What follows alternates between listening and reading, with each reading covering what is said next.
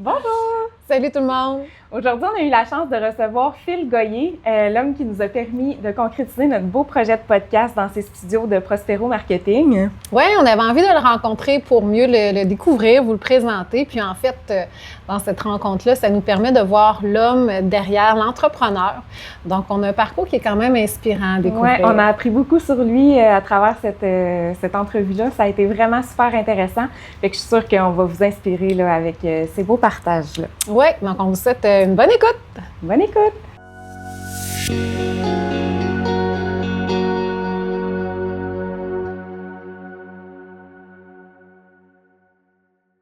Allô, Len! Salut Marie! Allô, Phil! Salut, ça va bien? Ben oui, toi! Oui, super. On est super excités de te recevoir aujourd'hui. En fait, c'était super précieux et important pour nous autres de te recevoir dans nos premiers invités parce que tu as comme été un ange qui est tombé du ciel pour nous autres dans ce projet de podcast-là. Puis, ben aujourd'hui, on est chez vous. On est dans tes studios de Prospero Marketing. Oui, exactement. Puis, c'est ça. C'est comme, on a été beaucoup touchés par ton côté humain de vouloir nous aider dans ce projet-là, de vouloir nous aider à le concrétiser. Ouais. Fait que c'est super le fun de pouvoir te recevoir puis de pouvoir en découvrir plus sur toi parce que, comme je le disais dans le premier épisode, tu es l'essence même de quelqu'un qui a osé. Je pense que tu as fait beaucoup de choses dans ton parcours qui est super inspirant, super intéressant. Puis avant qu'on embarque un peu plus dans le vif du sujet de tes accomplissements, de ton parcours, on aimerait ça que tu te décrives. T'es qui, toi, Phil Goyer? Parfait. Avant tout, j'aimerais ça juste rajouter une anecdote. Quand vous m'avez présenté le projet, tu m'avais approché, on avait parlé un peu. Puis Mylène, mais elle avait parlé du titre. Puis elle a osé me demander de commanditer pendant les premiers épisodes. Ouais. Puis je trouvais que ça faisait vraiment l'essence du podcast. C'était dur pour moi de dire non, effectivement. Puis par la suite, et voilà, on est là. Puis on est en train de faire un beau tournage. Fait que je vous encourage dans votre projet. Puis merci, on est vraiment choyés. Ça va super bien à date. Merci. Oui. Puis Philippe Goyer, c'est qui? Écoute, je pourrais en parler des heures, mais je pourrais te dire que père de 2 enfants, un athlète puis un multi-entrepreneur, puis je suis quelqu'un qui est passionné de la vie. Fait que je suis pas quelqu'un qui travaille pour vivre. Ma vie, c'est pas de travailler, malgré que beaucoup de personnes pensent que je travaille trop. Au contraire, je suis quelqu'un qui a une belle équilibre puis qui vit sa vie en pleine capacité. Moi, je dis tout le temps, il n'y a pas d'équilibre en vie. On se met à 100% dans tous nos aspects de vie. Fait que si on se met dans 100% de notre vie familiale, notre vie entrepreneuriale, notre vie avec nos amis, avec nos proches, mais finalement, il n'y a pas d'équilibre. Il y a des fois qu'on va en donner plus au travail, des fois on va en donner plus à la famille, mais le principe, c'est de donner à 100% dans tous les aspects. Fait que si j'avais à décrire Phil en psy, ça serait, en général, ça serait ça. C'est une belle description. Tu crées en fait ta vie de rêve à tous les niveaux. Oui, exactement. Exactement. Puis comme on a envie, nous, d'aller voir... parce qu'aujourd'hui, moi, ce qui est pertinent aussi dans le podcast, c'est que je vais pouvoir, mais Marie-Ève aussi, je pense, on va pouvoir apprendre à te découvrir, en fait. Puis c'est un peu ça le but, parce qu'on se connaît pas tant que ça, on va se le dire. Puis, pour savoir qui tu es aujourd'hui comme homme au côté entreprise, entrepreneurial, mais on s'est dit, on a envie de découvrir d'où tu pars, d'où tu viens. Oui. Donc, reculons là, jusque-là. En fait, tu viens d'où? Tu es originaire, je pense, de l'ouest du Canada? Mais dans le fond, moi, c'est un gros parcours. Fait que dans le fond, je suis né à Montréal. Ah, t'es né à Montréal? Quand j'avais 3 ans, j'avais déménagé à Vancouver avec mes parents. OK. J'ai grandi dans l'ouest jusqu'à l'âge d'à peu près 11 ans. Puis par la suite, on a redéménagé à Montréal. J'ai refait 1 an et demi à Québec, j'ai redéménagé à Montréal. J'ai déménagé beaucoup. J'ai 34, j'ai déménagé, j'ai compté l'autre fois, j'ai 34, j'ai déménagé à peu près 40 fois dans ma vie. Ça, c'est quand même très particulier. Oui.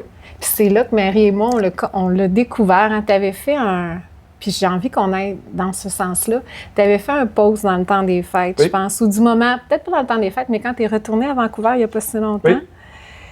Puis, ça nous a permis de découvrir un aspect de toi, justement. Tu nommais un souvenir qui t'était remonté, là. Je pense que tu disais que tu avais 7 ans. Oui. Là, tu nommais le nombre d'écoles que tu avais fait, le nombre de déménagements que tu avais fait. Ça forge quand même une enfance particulière. Oui. Ça forge l'aspect caméléon. Ça forge la résilience. Ça fait qui je suis aujourd'hui. Mais c'est sûr que en le revivant, en retournant le voir, c'est pas quelque chose que je voudrais pour mes propres enfants. Fait que ça m'a permis de vraiment voir d'où que je venais, puis de venir solidifier la base de mon essence, puis de mon intégrité, puis de pourquoi je fais autant d'efforts, autant dans la communauté, autant dans mon entourage, c'est de redonner. Oui. Pour être capable de dire, bon, ben écoute, tu sais, moi je dis tout le temps, on peut faire plein d'argent dans notre vie, on peut avoir plein de succès, plein de réussites, c'est tout oublié. La seule affaire qui va se souvenir, c'est comment on a fait sans ça, les gens. Fait que pour moi, c'est pas compliqué. On est né, on est là pour faire un impact, puis plus que tu fais un impact, plus que ça va avoir un impact sur les autres. Et collectivement, ça va amener un meilleur monde. C'est pas, mettons, poétique et fluide de dire, bon, mais écoute, on va changer le monde, mais je pense que c'est un simple sourire des fois, mais ça fait partager, puis ça fait que l'autre va en donner. Fait que c'est contagieux. Puis tu décrirais comment comme enfant? Tu sais, quand tu étais là-dedans, je ne sais pas si tu es capable de te replonger là-dedans, mais tu décrirais comment le fil de 10 ans, 7 ans qui vivait ça? Tous ces changements-là, ça faisait partie de ta vie, c'était normal? Ça faisait partie de ma vie, c'était normal. Puis, tu sais, je te dirais que, bon, mais, tu sais, nouvelle école, nouveaux amis, tu sais, il y a un aspect qui était dur, tu sais. Mais par contre, il y a un aspect aussi qui est la curiosité, puis d'arriver à une nouvelle école, faire des nouveaux amis. Il y a toujours le côté un peu plus de dopamine de hey, on commence dans un nouvel environnement, tu sais, c'est cool, on peut recommencer. Fait il y a le côté positif, puis c'est sûr qu'il y a le côté négatif qui est plutôt, bon, mais combien de temps je vais rester cette fois-ci? Est-ce que je m'attache vraiment à les gens ou est-ce que finalement, je me garde une petite gêne, une petite réserve parce que ça se peut que je déménage l'année prochaine et je change de cercle d'amis. Ouais. Fait que c'était pas, je veux pas dire que c'était des relations à surface, mais c'était sûr que c'était des relations courtes. Comme une protection. Comme une protection, mais en même temps, vu ces éléments-là, mais je suis quand même quelqu'un qui est capable de se mettre très vulnérable parce que je sais que j'ai rien à perdre. Le pire qui va arriver, c'est quoi? C'est qu'on va avoir du jugement. Rendu là, le nombre d'écoles puis le nombre de personnes que j'ai fréquentées ou courtoyées, ça change rien pour moi. Fait que, rendu dans un nouvel environnement, mais c'était tout le temps la même chose. Je m'en fous qu'est-ce que le monde pense de moi. Je vais me mettre vulnérable, puis le pire qui va arriver, c'est que je vais changer le cercle d'amis. Mais au moins, je m'aurais laissé aller. Quand t'es jeune, tu pensais déjà comme ça? Oui. Wow. Pourquoi? Parce que, encore une fois, tu sais, c'est comme, t'as le choix de vivre. T'as le choix de vivre ou t'as le choix de vivre avec une carapace. Moi, je suis un livre ouvert, puis oui, j'ai mes défauts et tout, mais tant qu'à pas vivre, puis être fake, puis être à surface tout le temps, mais je pense que c'est là que, quand tu es à surface tout le temps, puis on courtoie différents réseaux, mais on n'est pas épanoui, on se laisse pas aller, fait que finalement, on n'est pas heureux. Ou que si on se laisse aller, puis on se fait mal, mais c'est pas grave. Pourquoi? Parce que, bon, faut se faire mal pour être capable d'aimer, faut faire des erreurs pour être capable d'apprendre. Donc, tu te mets dedans, puis tu te mets en ligne, puis tu as les résultats qui viennent. Peux-tu dire que tu avais une facilité à te faire des amis quand tu arrivais? J'avais une facilité à faire des amis quand j'arrivais. Par contre, en tant qu'enfant, le nouveau, mais il est souvent plus tough. Hein? Ouais. Soit qui est cool, soit qui est pas cool. Puis s'il est pas cool, mais c'est le nouveau victime de l'école. Il y a facilement une espèce d'analyse quand quelqu'un de nouveau arrive. Là. Fait que c'est sûr que tu subissais cette analyse-là, sans doute, à chaque fois. Puis, tu sais, là, je veux pas aller trop extrême, mais tu sais, c'est comme, mettons, c'est extrême, qu'est-ce que je veux dire, mais quelqu'un qui rentre dans une prison, mais il faut tout le temps qu'il refasse ses liens et ses repères pour être capable de rentrer dans une clique pour pas se faire écœurer. Mais dans une école, c'est un peu le même principe. Tu sais, moi, j'ai toujours dit, une école puis la prison, c'est deux aspects qui sont très différents, mais sont très communs dans beaucoup de sens. Pourquoi? Parce que le côté collectif, côté social, côté il faut que tu fasses partie d'une clique pour pas te faire écœurer, c'est quand même des éléments sociaux qu'on ne vit pas dans notre vie quotidienne, qu'on ne vit pas nécessairement dans un lieu de travail. On va le vivre uniquement dans les grosses classes sociales où il y a énormément de stimuli, puis énormément de gens. Puis moi, ma réflexion, mais t'as ça à l'école, t'as ça en prison, je vois pas d'autres places socialement dans le temps, dans l'église, dans notre communauté, dans nos tribes. Mais c'est une mini-société, l'école, c'est ça, c'est en une fait. mini-société, c'est de trouver les tiens à qui tu vas appartenir. Est-ce que tu as joint des groupes qui n'étaient pas alignés à toi? Pour te faire accepter? Sûrement. Tu sais, avec réflexion, j'ai pas d'idée qui vient en tête, mais c'est sûr que oui. Sûrement pour rentrer. C'est ça. Mais en même temps, quand tu rentres dans les cercles qui ne sont pas à toi, mais c'est pas long que le monde te perçoit comme bon, tu ne fais pas ici. Tout à fait. Fait que, au contraire, pour ça que je le disais tantôt, ça me dérangeait pas d'être différent, ça me dérangeait pas d'être vulnérable parce que je voulais être moi. Puis c'est une belle qualité parce qu'au fil du temps, tu attires des gens qui te ressemblent. Oui, exactement. Fait que, mais c'est sûr qu'en changeant d'école tout le temps, en changeant de bassin tout le temps, mais là, ça te force à maturer. Fait que là, j'étais toujours Ouais. 1, 2, 3 années plus loin Ouais. que mes collègues ou les personnes que je fréquentais à l'école. Puis même chose au niveau social, mes amis avec le temps, mais j'étais toujours 2-3 ans à l'avance. Tu sais, j'ai eu ma première maison à 23, j'ai eu mes enfants à 24. Fait que j'étais toujours... Tu sais, là, mes amis commencent à avoir des enfants. Là, Ouais. mes enfants ont 8-9 ans. Tu sais, fait que j'ai toujours été à l'avance, que des qualités, puis tu sais, ça les est pour des comptes. Ça les est pour des comptes. Il n'y a pas de meilleur moment pour avoir des enfants, acheter une maison, commencer ta vie d'adulte, mais ça fait différentes... Est-ce que tu trouves que c'est allé trop vite ou ça suivait le rythme? Pas que c'est allé trop vite, mais je te dirais que me ramasser à 34 avec divorcé avec 2 enfants, Ouais. c'est pas pareil quand t'as 25. C'est comme un reset, Ouais, c'est un reset, puis pas juste ça, c'est que à 34, mais de voir dans ton entourage que la majorité des gens, ils commencent leur vie d'adulte, ou ont pas encore commencé la maison, les enfants, la famille, mais là, tu te trouves à être vraiment loin, mais d'un autre côté, tu essaies de voir dans ton entourage qui est au même stade, puis c'est pas pareil. Soit que c'est des gens qui ont plus d'expérience, sont plus vieux, les enfants sont plus jeunes. Ouais. Quand tu en as 8-9 ans, puis tes amis y en ont à 2-3 ans, c'est pas la même game, là. Ça fait longtemps que t'as passé par-dessus ça, Ouais. puis t'es plus dans les couches, t'es plus dans... Ah non! On veut plus être Non, dans non, les c'est couches. ça, t'es dans un autre monde, t'es plus autonome. puis- Exact. ouais. Si je reviens Ouais. là, sur ton parcours scolaire, ça se peut-tu que je serais curieuse de savoir jusqu'à quel âge tu étais allée à l'école? Moi, je suis allé à l'école jusqu'à 15 ans. C'est ça. Oui. Je voulais être certaine que je me rappelais de la bonne information. Tu Oui. disais que tu avais quitté l'école Oui. à 15 ans. Fait que dans le fond, moi, mes parents sont divorcés quand je vais en secondaire 2.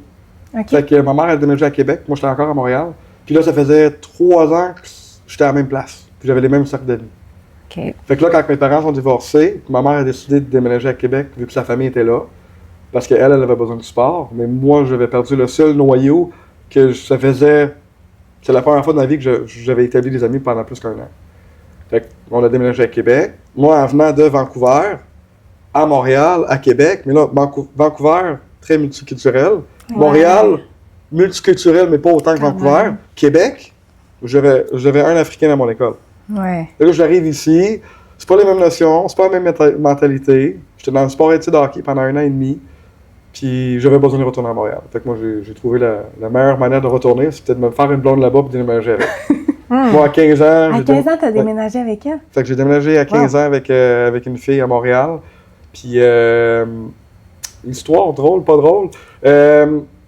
La directrice de l'école, parce qu'à Montréal, ça marche par code postal, mettons. La directrice de l'école, elle a pris un choix personnel de se dire que j'avais pas le droit d'aller à son école. Parce que je vivais avec un élève. Elle voulait pas... elle disait que c'était une mauvaise... Influence? Non, c'est une mauvaise, influence sur l'école. Comme quoi qu'elle pouvait accepter 2 élèves qui vivaient ensemble dans son école. Fait que là, elle a décidé de refuser, pas en raison académique, mais vraiment en raison de choix personnel, de refuser que je fréquente cette école-là. OK. Donc, il me restait une option qui était une école alternative. OK. Puis l'école alternative à Montréal, c'est des écoles où que tu avais beaucoup de délinquants, du monde qui se sont fait expulser, du monde qui ont vécu peut-être des milieux différents. Fait que là, je voyais ça venir. Fait que là, je vivais avec mon ex. J'allais à une école avec un démographique qui n'était pas nécessairement la mienne. J'avais le droit de faire 2 jours de bénévole par semaine pour aller chercher des crédits. Fait que moi, j'ai choisi d'aller travailler pour une place de rétablissement. Fait que j'ai commencé à faire du bénévolat dans les meetings de AA, CA, NA, avec un rabbi juif. Puis ça m'a permis de pas rentrer dans ce milieu-là. Parce que je me suis fait peur à un jeune âge. J'ai commencé à voir des vieux de la vieille qui avaient expérimenté dans ces voies-là. Puis d'entendre leur histoire d'horreur. Mais à 15 ans, t'es seul, t'es dans un appartement, c'est très facile de rentrer dans le mauvais crowd. C'est sûr. Fait que moi, j'ai choisi de être défensif, proactif, me faire peur. Puis c'est pas longtemps après que j'ai lâché. Mais vu que je m'avais créé une bonne base, que je travaillais déjà, puis j'avais ce côté-là, mais ça m'a gardé très loin de ce côté-là. Mais je trouve ça fascinant de dire que là, aujourd'hui, tu es un homme d'affaires qui a quand même lâché l'école à 15 ans. Oui. Moi, j'ai envie que tu continues de nous parler de comment tu as fait pour progresser, construire mais moi, quelque je chose. dis tout le temps, tu sais, c'est pas que je compte l'école. J'adore l'école. Je pense que l'école, c'est pour une certaine démographique. Par contre, moi, je regarde les enfants, puis je regarde des entrepreneurs, puis ils ont beaucoup en commun. Un enfant va faire quelque chose, faire une erreur et apprendre. Ouais. L'école va apprendre avant de faire l'erreur. Moi, je suis quelqu'un qui apprend sur le champ. Je vais le faire, je vais foncer. Je m'en fous des résultats, je m'en fous de l'apparence, puis de ma vulnérabilité. Puis si ça marche, good, puis je m'ajuste par la suite. Si ça marche pas, je vais m'ajuster. Fait que, tu sais, à un jeune âge, mais l'âge de 12-13 ans, je vais prendre avec ma tondeuse, puis je vais cogner ses portes. Je peux que tu tondes ton gazon. Combien tu charges? Donne-moi qu'est-ce que tu veux. Fait que des fois, j'avais 10 piastres, des fois, j'avais 20 piastres. Même chose avec la neige.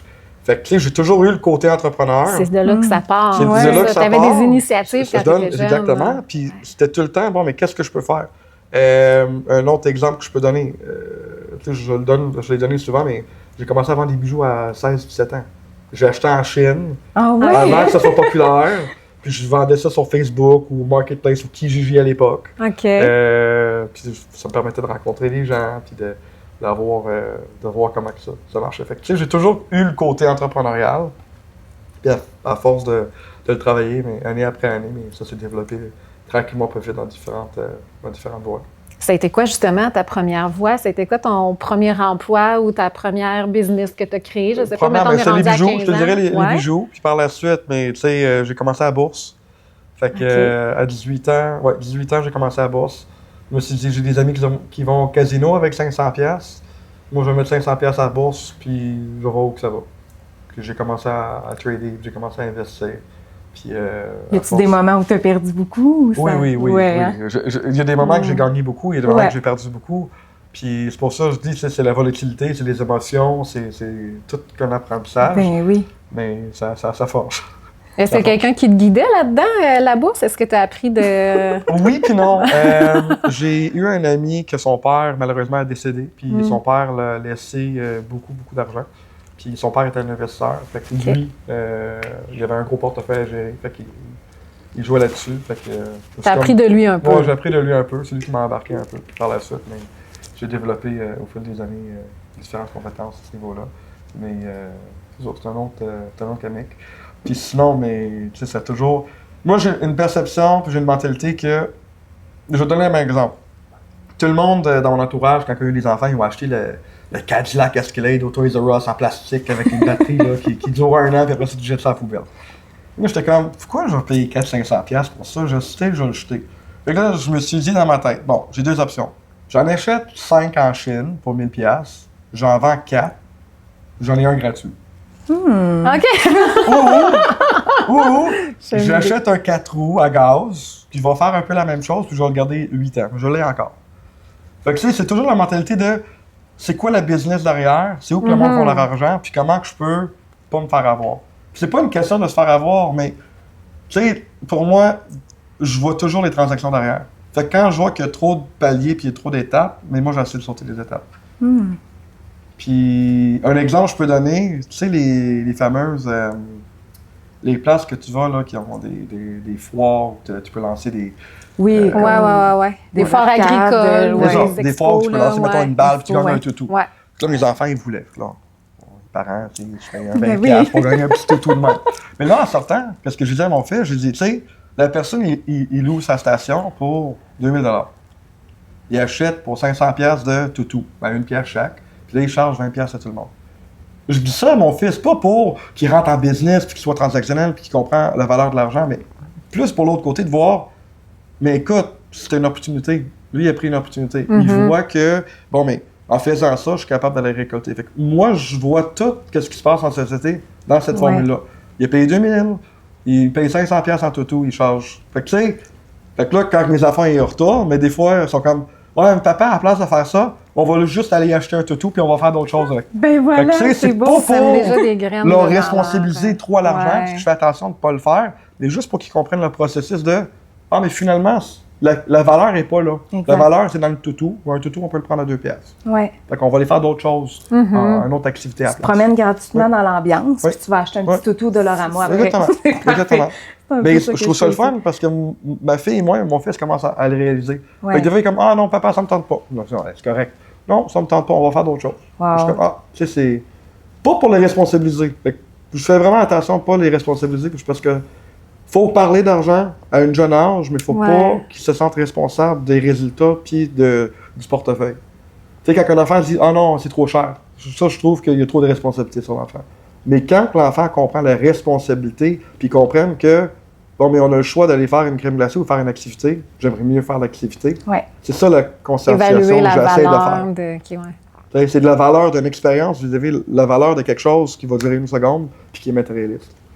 Est-ce que c'est quelque chose que toi, que tes parents informellement t'ont enseigné ou c'est quelque chose que tu as... C'est une bonne question. J'avais pas beaucoup de choses en grandissant au niveau matérialiste. Fait que c'est ça qu'on primait beaucoup plus les expériences. T'sais, à Vancouver, on avait fait du camping à tous les semaines. Wow. À tous les fins de semaine, c'était le camping. Je suis très riche en expérience. Ouais. Mais si je regarde mon enfance, au niveau matérialiste, j'en avais pas beaucoup. Fait que je pense qu'à cause de ça, mais j'ai voulu primer plus les expériences que le matériel. Surtout dans une société qu'à cette heure, c'est le matériel, c'est pitché gauche et droite. Puis on met de la valeur là-dessus quand finalement, tu sais, on est dans une consommation. C'est là que sont les plus beaux souvenirs aussi Oui. pour les enfants. Là. Très souvenir, très Ben oui, vraiment. Ouais. C'est beaucoup plus se précieux souvient. qu'un jouet là, Oui. qui va rester dans le fond du garde-robe Oui. au final. Effectivement. Mm. Effectivement. T'as-tu exploré d'autres passions après ça ou t'as toujours été en train de faire des petites business, des petites Toujours été entreprises? en train de faire des petits business. J'étais dans le sport longtemps. Écoute, j'étais au sport études hockey quand j'étais plus jeune. J'ai lâché quand j'ai déménagé, malheureusement, parce qu'il a fallu que je travaille et tout. Puis, depuis la COVID, je me suis remis dans l'entraînement au niveau sportif, au niveau des triathlons, des marathons, pour aller remettre un peu l'emphase sur le sport. Je pense que le sport, ça sauve beaucoup. Oui. Puis c'est une manière de sortir le stress d'une bonne manière, puis d'avoir une belle clarté mentale. Fait que le sport, c'est quelque chose qui me passionne énormément. Peu importe le sport, je vais embarquer dedans, je vais jouer, puis je vais m'amuser. Fait que, Et comment t'en es venu à être un planificateur financier à travers tout ça? Hein? juste pour le podcast conseiller financier, parce que j'ai pas le titre de planète. Ah, Ah, OK. Non, c'est bien correct. Tu vois, on connaît pas tant que ça. Non, c'est bien correct, Parce qu'il y a une notion, faut faire Ben attention. oui, ça il y avait une se peut. différence. Oui, en fait. oui, il y a une différence, une Ok. grosse différence. Mettons, quelqu'un qui se dédie planificateur, il y a le titre planificateur, Ouais. puis tout le reste, c'est des conseillers en sécurité financière. OK. Je te dirais que j'ai pensé à faire mon cours comme planif, j'avais commencé à le faire pendant la COVID, mais je trouve que ça n'a pas nécessairement de valeur. Ça a une valeur ajoutée, mais pas nécessairement pour moi. C'est pas ça, mon père était planificateur financier, il va nous écouter. Il va Non, mais dire c'est ça a correct, pas puis valeur. je vais t'expliquer pourquoi. C'est parce que les planificateurs, le monde qui met une importance à un titre, c'est souvent du monde qui ont un titre. Fait qu'un architecte, un ingénieur, une clientèle plus analytique va mettre beaucoup d'emphase sur « il est-tu planificateur, il a-tu été à l'université? Ou que quand tu dis là avec des entrepreneurs, mais souvent les entrepreneurs vont être comme moi. C'est pas du monde scolarisé, c'est du monde qui ont foncé dans la vie. Fait qu'eux autres, que tu aies un diplôme ou pas, là, Est-ce que tu es compétent dans ce que tu fais? Est-ce que tu as les Exactement. connaissances Exactement. pour le faire? Puis le reste, ça leur dérange pas. Fait que pendant longtemps, j'ai pensé aller chercher mon titre, mais là, tu sais, c'est de l'argent, c'est de l'entretien, c'est des responsabilités de plus. Je me suis dit, pour moi, ça valait pas le coup. Puis là, j'oublie la question. Ben, la question, c'est comment tu en étais venu à être Conseiller. Fait que dans le fond, j'étais toujours, comme je te dis, à 18 ans, j'étais à la bourse. Puis là, il y a beaucoup de monde qui venait dans mon entourage pour me demander un peu comment faire. Puis j'ai décidé d'aller chercher plus de compétences pour être capable d'offrir ça. Parce que le monde venait naturellement vers moi pour des C'est comme si conseils. une voie s'était tracée Oui, avec exactement. tes champs Exactement. d'intérêt. Oui, puis, exactement. Puis ça continue de se tracer parce que oui, je suis bon dans ce que je fais au niveau conseiller financier, mais je suis aussi quelqu'un qui aime aider l'autre entrepreneur, qui a multiples business. Oui. Puis je me rends compte que je suis plus gestionnaire qu'opérateur. Fait qu'en étant gestionnaire, il faut être capable de comprendre ses compétences puis dire ma force, c'est le développement, c'est de créer des relations, puis c'est tout ce qui est entrepreneurial. Fait que si je suis juste focus sur l'administration de gérer les clients, mais finalement, j'enlève beaucoup sur la table. Ou que là, en tant que gestionnaire, mais je suis capable de déléguer, je suis capable de faire d'autres aspects, puis je suis capable de vraiment venir aider puis être sur mon X. Parce que le monde venait envers moi, souvent, pour des conseils de business, pour des choses de podcast, pour des choses de marketing. Mais en tant que conseiller en sécurité financière, je n'avais aucune rémunération pour ce temps-là. Puis je me trouvais faire plus ça que ma job comme conseiller financier. OK. Fait que vu que je faisais plus ça que ma job en conseiller financier, moi, j'étais comme, ouais, mais quelque part, faut que ce temps-là, puis ces expertises-là se développent, puis qu'ils soient monétables. parce que sinon je fais du bénévolat. C'est correct, on en fait tout. Mais Tu cherchais comment que ça devienne rentable, tout ça. Là. Ouais. Fait que là, tranquillement, pas vite, mais je travaille là-dessus. Mais là, tu as une grosse équipe. Là, j'ai diminué mon équipe. J'étais à 20, j'ai diminué à peut-être une 16aine. Quand même. Puis c'est tous des sous-traitants, c'est tout le monde qui travaille sous moi dans mon agent général ou dans mon cabinet. Puis qu'est-ce qui est le fun là-dessus? Mais je suis leur mentor. Je suis un dirigeant ou un leader, mais c'est tous eux autres. Fait que moi, je dis souvent, si tu as besoin d'un coup de pied dans le derrière, dis-moi-les. Si tu veux que je te laisse tranquille, dis-moi-les. Moi, je fais qu'est-ce que toi tu me veux. Mais si tu me le dis pas, je peux pas t'aider. Fait que je suis là pour leur aider à gagner leurs compétences, mais ils sont libres de faire qu'est-ce qu'ils veulent de leur côté. Fait que c'est vraiment juste un genre de mentor pour eux autres pour leur aider à se développer. Puis, ça, tranquillement pas vite, on va aller plus loin. Mais cette année, j'ai pris une décision de couper le volume puis d'aller plus dans l'intégrité. Puis là, vous le voyez pas, mais sur mon tableau en arrière, le 1er janvier, mais j'ai dit, bon, mais c'est quoi tes buts? Ouais. J'ai écrit les buts de tous mes conseillers. OK. Puis là, j'ai mis en micro-tâches par mois, par semaine, par jour. Faire un plan de match. Faire un plan de match. Puis avec tous les conseillers dans mon équipe qu'on l'a fait, ils ont tous atteint leur chiffre janvier et février. Parce que des fois, juste l'écrire, puis le mettre en micro-tâches, mais ça t'aide à arriver. Oui, fixer un objectif, de savoir où est-ce que tu veux t'en aller. Exactement. Fait que là, cette année, mais vu que j'ai été capable de mettre ça en place et j'étais moins dans les opérations, mais finalement, je me rends compte que cette valeur-là est encore plus bénéfique pour moi et mon équipe parce que je suis présent puis je suis là. Puis je suis capable de leur aider à atteindre leur objectif. Je pense que vous le voyez, de manière naturelle, je suis quelqu'un qui aime motiver et qui aime promouvoir. T'aimes t'impliquer, pas avoir le contact avec les gens. Je suis rassemblant, j'aime ça bouger. Puis là, tu crées un genre d'écosystème autour de ça. Dans le fond, Prospero Marketing, c'est né du fait que tu étais tanné de déléguer, je pense, ton marketing. Mais j'étais tanné de déléguer, j'étais tanné de payer. Puis là, je me suis dit, bon, mais j'ai beaucoup de monde dans mon entourage qui ont besoin de services. Je vais m'associer avec quelqu'un, puis on va faire un bout de chemin ensemble. L'association, on a eu des différentes visions. Fait l'association a duré peut-être 8 mois. Moi, j'ai continué mon chemin, puis l'autre aussi. Mais ça m'a quand même permis d'apprendre, d'aller chercher de l'équipement, d'aller chercher l'équipe qu'on a aujourd'hui aussi. Puis tout ça pour dire, bon, mais tu sais, tant qu'à le faire, mais pourquoi pas créer un écosystème, puis de partager. Moi, je suis fort sur le partage. Plus qu'on est un network ou un entourage qui sont capables de s'entraider, mais plus qu'on avance tout ensemble. Puis quand on le comprend, puis quand on crée un écosystème qui est basé là-dessus, mais c'est peut-être pas le meilleur exemple, mais Elon Musk, toutes ces compagnies, ils s'entrefident. C'est tout. Fait que quand tu crées un écosystème où que tout dépend sur l'autre, puis en place de payer des services, mais tu l'as in-house, puis tu es capable de le profiter, mais tu crées quelque chose d'intègre, tu crées quelque chose pour les bonnes raisons. Puis, tu sais, je vous l'ai dit tantôt, là, Prospero Marketing, j'ai 4 clients stables. J'ai 2 qui arrivent de temps en temps.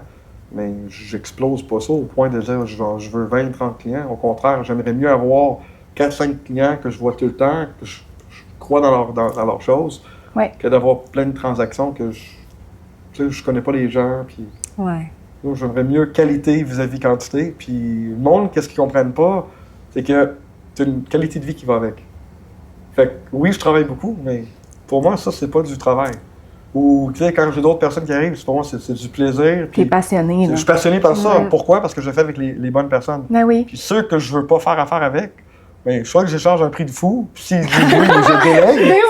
Ou je les délègue complètement à quelqu'un d'autre. Tu sais, c'est un peu la vision. Choisis de qui tu t'entoures, en fait. C'est une bonne stratégie. Puis à chaque fois, je me suis pas écouté. Mais ça a toujours été des contrats qui étaient moins forts. Ah mon Dieu, je te comprends tellement. Je vis la même chose aussi. Fait que c'est important d'écouter son gut feeling dans ça, dans toutes les relations en fait, là, pas juste au niveau professionnel, mais fait que dans le fond, est-ce qu'on est ton seul podcast comme clientèle? Podcast, je dirais oui, mais ça fait, tu sais, le but de le studio, c'était de bâtir un podcast. Puis j'étais occupé dans mes opérations, tous mes autres projets. Tu te libères tranquillement de ça. Je me libère tranquillement pas vite, puis de prendre le projet avec vous, mais ça m'a comme dit, bon, mais écoute, là, je commence avec quelqu'un, ça me force à le faire. Moi, je suis quelqu'un qui opère beaucoup sa pression. Si j'ai pas de pression, j'opère pas. Fait que là, en le faisant avec vous autres, mais ça me met une pression de dire, bon, mais écoute, il faut que je le fasse. Là. Je le fais pour les autres, je le fais pas pour moi. Let's go, là, on commence. Puis tu apprends en même temps, j'imagine? Puis j'apprends en même temps. J'ai été invité souvent sur des podcasts, mais de diriger un podcast, je pense que ça va m'aider dans beaucoup d'aspects de ma vie parce que quand on est host d'un podcast, c'est de poser les bonnes questions. C'est d'écouter les réponses puis enfiler sur les réponses. Puis je pense qu'au niveau communication, que tu sois dans n'importe quelle sphère dans ta vie, la communication, c'est la base de tout. Que ce soit une relation, que ce soit en business, quand tu maîtrises la communication, il n'y a rien que tu ne peux pas faire. Tellement. Fait que je pense que ça vient vraiment aider la communication des podcasts. En parlant de communication, là, je pense que tu mets de l'avant différents types de communication. Oui. Je ne vais pas te voler ta question, là. Oui, c'est où je m'en vais. écrit un livre. Oui, j'ai écrit un livre. La richesse. Oui. Ben, qu'est-ce qui t'a poussé, en fait, à écrire ce livre-là? Et boy, ça, vous allez rire. Fait que là, dans le fond, non, vraiment. C'est là que je prends une petite gorgée d'eau. Oui, moi aussi, je t'écoute.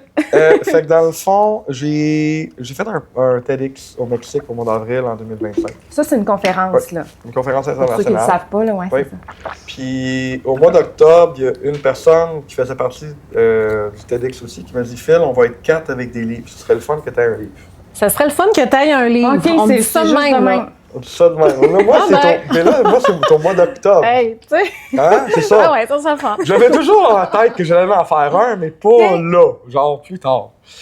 Puis à toi. Là, c'est ton mois d'octobre. Fait que, OK. Fait que conférence au mois d'avril, il faut que j'écris le livre. Parfait. Je t'ai dit tantôt que je suis quelqu'un qui travaille sous pression.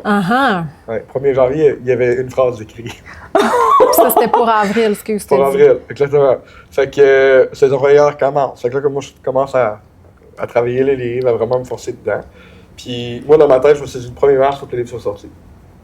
Finalement, il y a eu d'autres enjeux. Le 1er mars, il n'était pas sorti. Je l'avais envoyé à la personne qui le corrigeait. On faisait des back and forth. Moi, j'aime ça dire que j'ai 3 livres parce que entre le premier livre puis le livre que j'ai livré, mais il y a comme 2 autres livres. Parce qu'on changeait les choses, on changeait la formule. Là, je suis comme, non, on est rendu trop loin, je veux le ramener plus vers ma première. Puis là, le livre est sorti, puis là, il a fallu que je le fasse en anglais et en espagnol. Ouais, ça, c'était une demande, il a fallu. Non, pas une demande. C'est pas une demande, mais je me dis, je m'en vais au Mexique, je donne un livre en anglais, c'est sûr que j'allais l'écrire en anglais, mais là, je suis au Mexique. Fait c'est aussi bien de dire éventuellement, écoute, je vais utiliser ça comme levier pour le traduire en espagnol. Puis drôlement, des statistiques que j'ai sues, c'est qu'il y a plus d'audience hispanique au niveau des livres, il y a plus de lecteurs hispaniques au niveau des livres, puis le marché est plus fort en espagnol qu'en anglais. Dans ce domaine-là, tu parles? Dans n'importe quel domaine d'écriture. Pourquoi? Parce que tu as moins d'auteurs, tu as moins de traductions, puis si tu regardes 30% des États-Unis, leur langue primaire, c'est l'espagnol. Si tu regardes toute l'Amérique du Sud, c'est l'espagnol. Si tu regardes une partie de l'Europe, c'est l'espagnol. Fait que tu as moins d'auteurs, tu as autant de lecteurs, même plus. OK. Fait que tu as une plus forte demande que l'offre. Fait que moi, je me suis dit, bon, c'est parfait. Côté business aussi, je me suis dit, je vais le traduire, puis je vais peut-être avoir des meilleurs résultats. Puis en même temps, j'ai fait en français, je ne peux pas le faire en français. Oui, de toute évidence. Je ne peux pas le faire en français. Fait que j'ai fait en français. Mais drôlement, le livre a plus de ventes en espagnol qu'il y en a en français. Ah oui? OK, c'est ça que j'allais te demander. J'ai quand même un réseau organique ici. Ouais, mais on dirait que le monde ici, mais payer un livre, acheter un livre, ça leur tente un peu moins. Qu'est-ce que tu avais envie de partager dans ce livre-là? Parce que oui, tu l'as fait un peu pour, en même temps, la conférence, mais qu'est-ce que tu as eu envie de partager dans moi, le livre, c'était vraiment, le livre s'appelle « Réécrire la richesse ». C'était vraiment pour dire, bon, mais peu importe d'où tu viens, tu es capable de réécrire son histoire. Il faut juste te déprogrammer. Puis je pense qu'au niveau financier, on a des programmations, on a des croyances. On a des croyances, puis on a des croyances très limitantes. Puis le livre parle de la culture de l'argent. Tu sais, au début, c'est vraiment un livre, c'est pas un livre technique, c'est un livre sur la psychologie. C'est ça que j'ai aimé, moi. Oui. Puis si tu regardes culturellement, j'ai essayé de ne pas trop le mettre polarisé. Là, je vais en parler un peu. Mais si tu regardes culturellement, tu sais, n'importe quel pays qui était colonisé par les Français, l'Afrique, la France, le Québec, puis d'autres places, c'est tabou de parler d'argent. Bon, on va plus loin. Pourquoi que dans une communauté anglophone, on va partager, puis c'est plus capitalisme qu'en français? Si on va plus loin, on peut regarder religion. Pourquoi les anglo-saxons, mais eux autres, leur mentalité, c'est je vais m'enrichir le plus possible, parce que quand je meurs, je vais être enterré avec le trésor puis avec les richesses. Ou si tu regardes, mettons, plus protestant, ça ne donne rien d'accumuler parce que tu vas mourir puis tu pars avec rien. Fait que tu as des croyances religieuses, tu as des croyances culturelles vis-à-vis différentes places du monde. Oui. Mais juste ça, c'est inculqué d'un jeune âge. Puis on ne sait pas pourquoi. Par la suite, l'argent ne passe pas ses arbres. Je ne suis pas un guichet automatique. Ça aussi, ça ben oui, ça nous rentre reflète dans dans la notre tête. enfance. Fait que quand tu as une mentalité de même, puis on n'est pas capable de venir le déprogrammer, mais que tu fasses 200 000 par année, tu n'en auras jamais assez. Tu vas toujours être en train de dépenser, puis il t'en restera jamais. Ouais. Ou si tu regardes les personnes qui ont beaucoup de succès, ils vivent avec rien, ils vivent sous leurs moyens, parce qu'ils comprennent que ça n'a pas d'importance. Mais pour aller briser ça, tu as besoin de reprogrammer puis te défaire de tous les aspects psychologiques. C'est comme si tu présentais un peu un money mindset, là, en fait. Oui, vraiment au niveau mindset. Puis tu sais, c'est ça. J'ai essayé de le faire vraiment d'une manière, tu sais, je vois que notre attention est moins là. Il y a moins de personnes qui vont lire un livre au complet. Fait que j'ai vraiment, moi je me suis inspiré beaucoup de Malcolm Gladwell, qui est un auteur que j'apprécie beaucoup. Parce que tous ces livres, c'est plein d'histoires à l'intérieur d'une histoire qui ont une valeur ou une mission directe. Fait que ça fait que tu es toujours stimulé dans le livre. C'est pas le même plot pendant 120 pages. C'est plein de différentes plots. Fait que tu peux ramasser mon livre, tourner à page 30, lire de 30 à 36, puis le mettre à terre, puis te retenir quelque chose. Tu n'as pas besoin des pages avant ni les pages après. Ah, c'est bon. Fait que ça fait que c'est un livre qui est très facile à lire puis d'appliquer. Puis il y a beaucoup d'exercices d'introspection à l'intérieur. Moi, je trouvais ça le fun, des défis comme de 30 jours avec plein de questions. Fait que ça amène à avoir des réflexions sur notre mindset au niveau de l'argent puis tout ça. Fait que ça, j'ai trouvé ça le fun. Ça, c'est pas quelque chose que je mets de l'avant, mais oui, c'est quelque chose que j'ai trouvé le fun aussi, puis je vais être transparent. Je voulais pas un livre de 120 pages, fait que là, j'ai rajouté un 90 pages de... c'est un plus beau livre, là. Mais les challenges, je trouvais ça le fun, parce qu'encore une fois, ça te stimule à faire des exercices. Exact. Puis moi, je suis convaincu que ce soit dans n'importe quelle sphère, si tu appliques quelque chose, peu importe c'est quoi, dans le but de t'améliorer, puis tu l'appliques pendant 30 jours, les résultats, c'est impossible de ne pas les avoir. Ouais. Même si je te dis toutes les mauvaises choses à faire, si tu l'appliques pendant 30 jours, tu vas avoir un résultat. Oui. Faut pas que ce soit juste la théorie. Souvent, on a envie de savoir, mais aide-moi, dis-moi comment faire, par où commencer, qu'est-ce que je peux faire comme petite étape dans ma vie. Là. Fait que c'est un bon Commencer conseil. par commencer, puis tu sais, j'en parle, tout le lu. Tu sais, promène-toi avec de l'argent comptant. On le fait pas assez. On sous-estime. Il y a quelque chose qui part de notre main. Il y a quelque chose de physique, là, ou qu'avec une carte, on ne le voit pas. Fait que juste ça, tu sais, c'est... Moi, je l'ai réessayé à plusieurs reprises, puis c'est fou à quel point que ça a vraiment un côté émotionnel attaché à ton billet quand tu le transjuges avec quelqu'un. J'ai envie de dire, surtout la génération qui sont nées avec les cartes. Oui. Nous, on est de l'âge où... Moi, je suis allée avec... mes sous à acheter des bonbons au dépanneur. Là, puis fait que ça, c'est ancré. Puis nos parents, encore plus. Je pense que cette génération-là savent c'est quoi l'argent. Même si c'est sur une carte aujourd'hui, ils savent qu'est-ce qu'il y a derrière, puis le gagner. Mais je pense que pour les gens qui n'ont jamais connu ça, là, même je le vois à l'école, quand on manipule de la monnaie, des fois, c'est difficile d'apprendre ce principe-là, puis les nombres décimaux. Mais bref, parce que tout est sur une carte là, maintenant. Fait que c'est un bon exercice. Puis même encore loin, j'observe un peu sur ce que tu dis.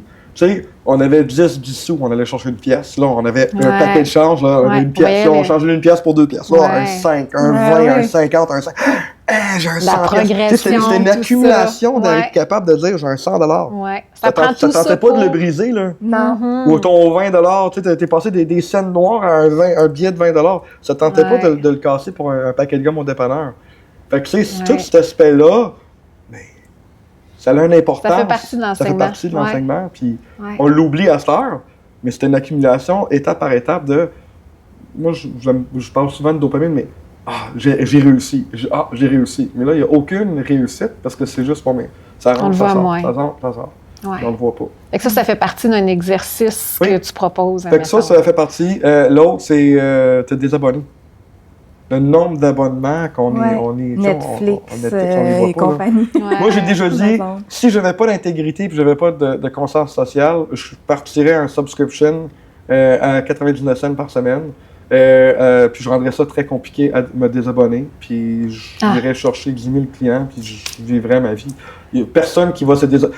Aussitôt qu'il faut que tu fasses 3-4 clics sur 3-4 pages pour te désabonner de quelque chose de 99 cents, tu te dis « pas grave, je vais faire plus tard, j'ai juste une pièce. » Mais moi, là, ça me fait penser, tu sais, des fois, il y a des trucs que, peu importe, j'ai pas d'exemple concret, là, mais que t'as comme un essai gratuit pendant c'est un tant de arnaque. temps, Oui, oui. puis qu'après ça, il faut que tu...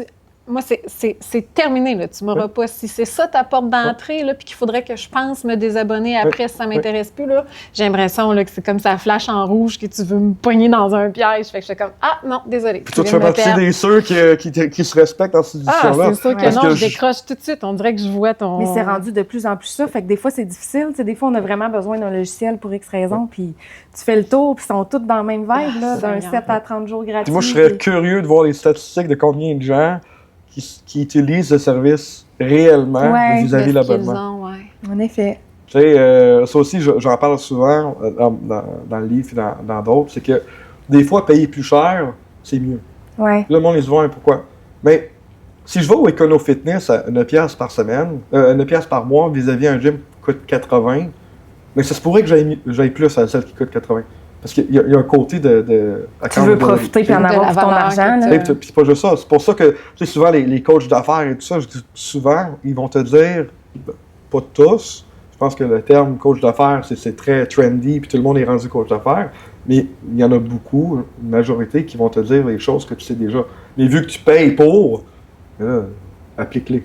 Parce que si tu l'appliques pas, mais t'as payé pour rien. Fait que ça te rend responsable. Ben, c'est vrai, une formation gratuite versus une formation qui coûte 1000$, tu vas t'investir beaucoup plus dans celle qui coûte 1000$. Exactement. Fait que c'est un peu le même principe. Oui, tout à fait. Puis quand tu participes aux conférences TDX, là, est-ce que c'est à peu près ça, là, ton sujet?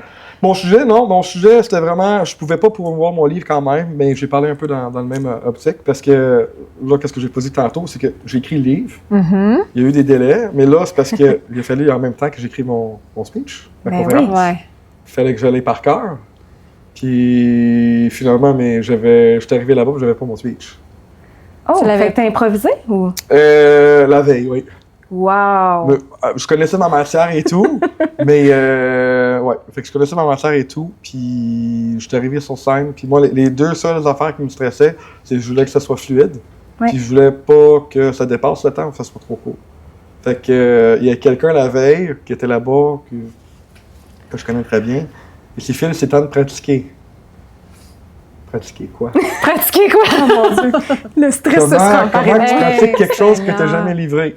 Fait que là, il a fait une séance de PNL pour tout ce qui était fluidité puis le temps. Puis quand je suis rentré sur scène pour faire ma pratique, j'avais l'impression de flotter sur un nuage. J'ai livré ma pratique, puis la journée après, j'ai fait quasiment la même chose que j'ai faite la première journée. Wow! Fait que je connaissais quand même ma matière, mais c'est parce que l'affaire, c'est qu'un TEDx, en avoir fait, j'en ai fait deux. J'ai fait celui au Mexique, j'en ai fait un à Hawkesbury. Hawkesbury, c'était la première fois que je parlais en public.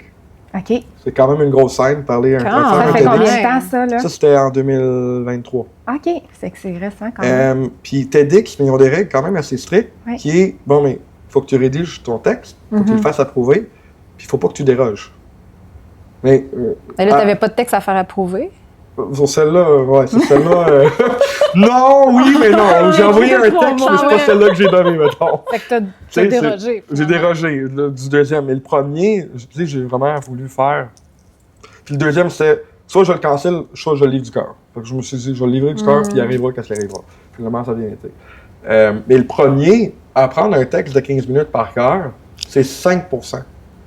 Parce que là, il faut que tu maîtrises ton langage corporel. Tes pauses, pour que ça sonne naturel et non robotique. C'est pour ça que quand je vous ai dit, le monde que je prends dans le studio, dans le podcast ou dans le Prospero Marketing, je refuse les scripts. Pourquoi? Parce que je sais que Tom Cruise, il est payé 1 million parce qu'il est capable de livrer un script sans que ça paraisse que c'est un script. 3/4 des gens ne sont pas capables de livrer un script de manière naturelle. Fait que d'arriver ici, te stresser avec des mots et... Moi, personnellement, pour certaines personnes, ça fait, mais pour la grosse majorité, je trouve que parler du cœur, mais tu vas aller chercher plus d'audience, c'est plus naturel.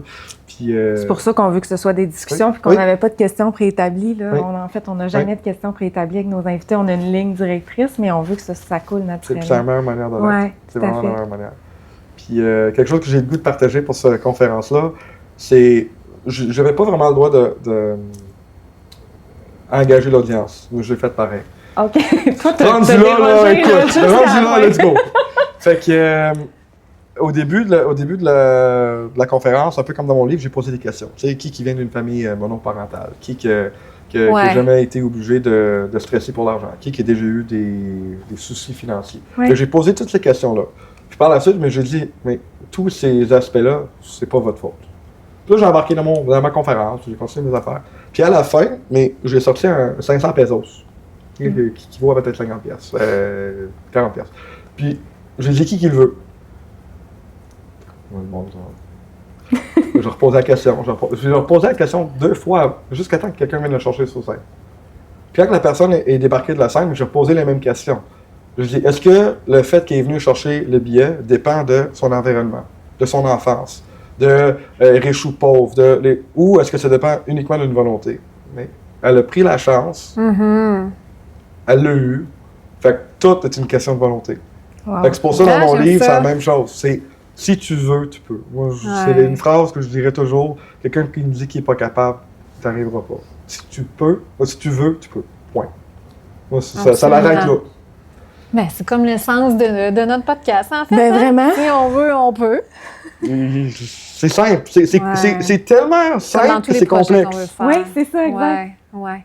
Dis-moi, c'est quoi la sortie de zone de confort de Phil Goyer?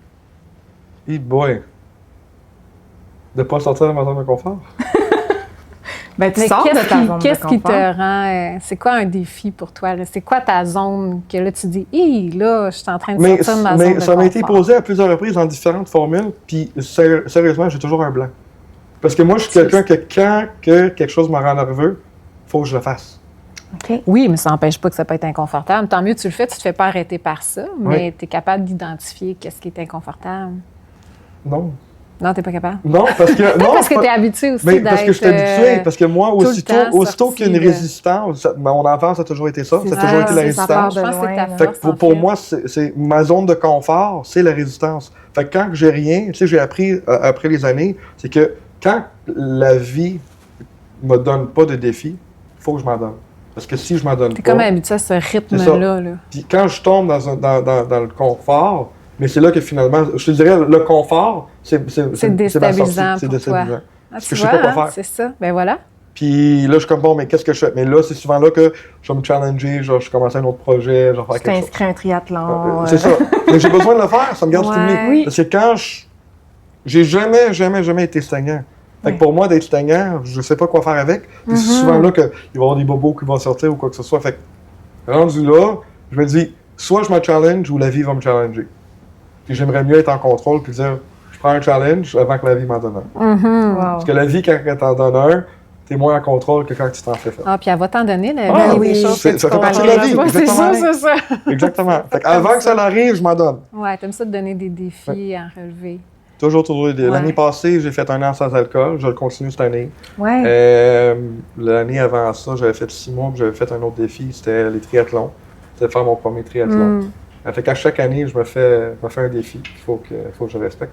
Cette année, je me suis donné un défi que je n'ai pas respecté, par contre. C'est quoi? C'était une journée ou 2 semaines, pas de complètement décroché. Ah ouais, c'est pas évident. Pas de téléphone, pas d'Internet. On est over-connecté. Ben, surtout ton travail est super connecté à toujours être en relation avec pas juste ça, tu as des là. enfants, mais il y a, mettons, le gymnastique, mais l'heure n'est pas tout le temps la même, la place n'est pas toujours la même. Tu as absolument besoin de l'Internet pour être capable de dire où aller, à quelle place aller. C'est comme... On est vraiment rendu... dépendant de ça. Oui, vraiment. Fait que, on va leur essayer après la saison réelle. Là. C'est une bonne idée, j'embarque avec toi, on se motivera. Oui, au moins 1 fois ou 2 semaines, une journée décrochée. Complètement. Puis, tu disais en début de podcast là, que tu aimes ça t'impliquer du côté communautaire. Là. Oui. C'est quoi les projets un peu que tu fais, que tu aimes faire ces temps-ci? Ou les sphères que tu aimes t'impliquer? Mais présentement, je suis en train de... Je suis partenaire, je suis en train d'aider pour tout ce qui est partenaire puis sponsor pour le TEDx Québec. Fait que ça, c'est tout du bénévole. Fait qu'il va y avoir un TEDx qui s'en vient. Puis je m'aide à aller chercher... Je vais être bénévole. Oui.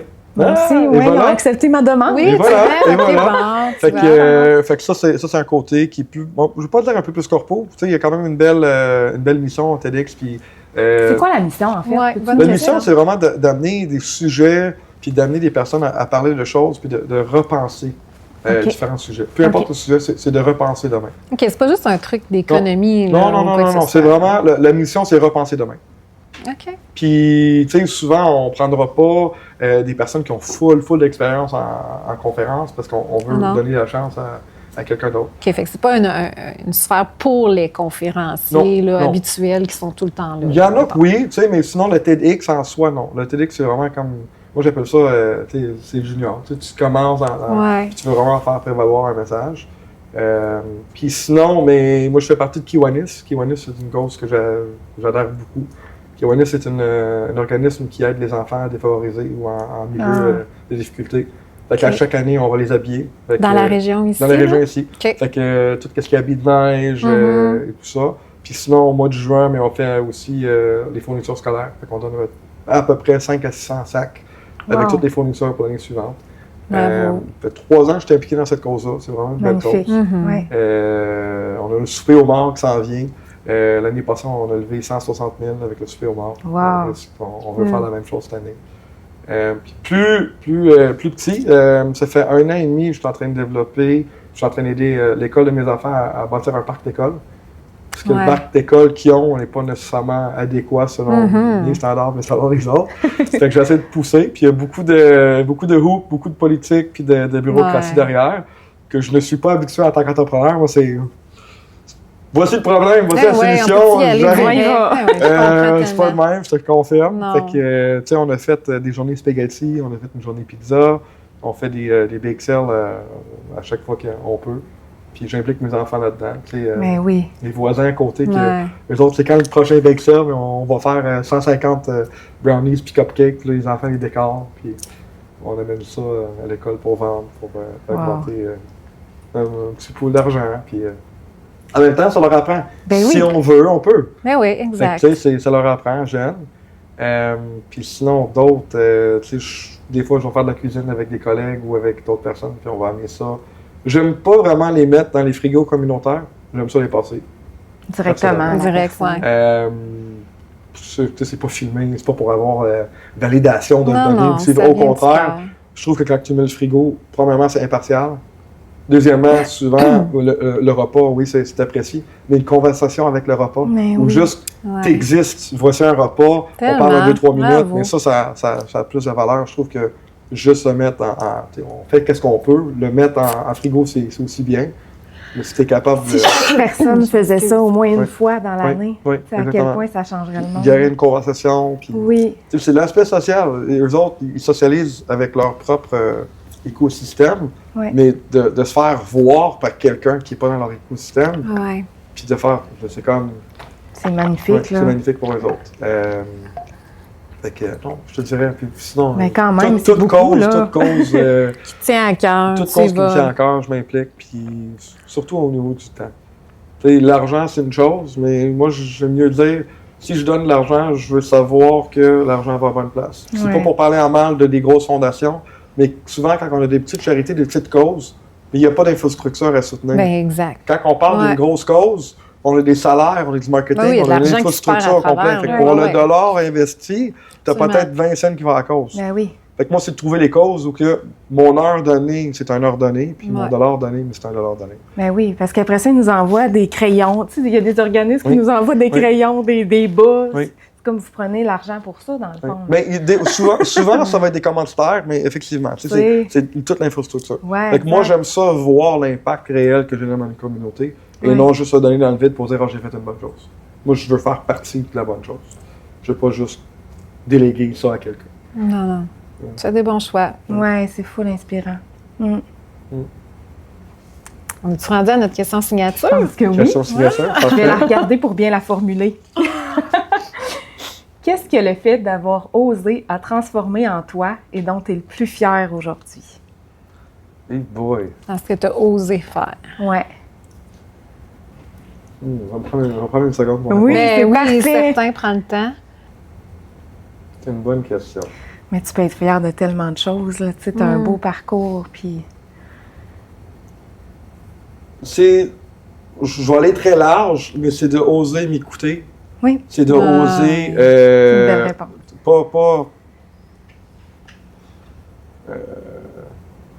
C'est de oser m'écouter puis de pas me fier aux autres puis de subir la pression des autres pour rentrer dans un moule. Je pense que J'adore. l'aspect que je suis le plus fier, c'est le fait que j'ai accepté que je ne fais pas partie du moi, là, puis je l'ai utilisé à la vie pour faire la vie que j'aime aujourd'hui. C'est magnifique. Merci beaucoup, J'adore. les filles, pour Merci Ben, à c'est belle nous à te question sur vos remercions. Ben, c'est le fun d'apprendre à te découvrir parce Oui. que c'est ça pour les auditeurs, mais c'est ça pour nous Pour aussi. nous Là. aussi, ouais. Fait que, puis merci à toi d'être impliqué dans notre projet de podcast. Ça me fait plus que plaisir. J'ai bien hâte de voir les prochains épisodes. Ben Puis oui. on continue comme ça.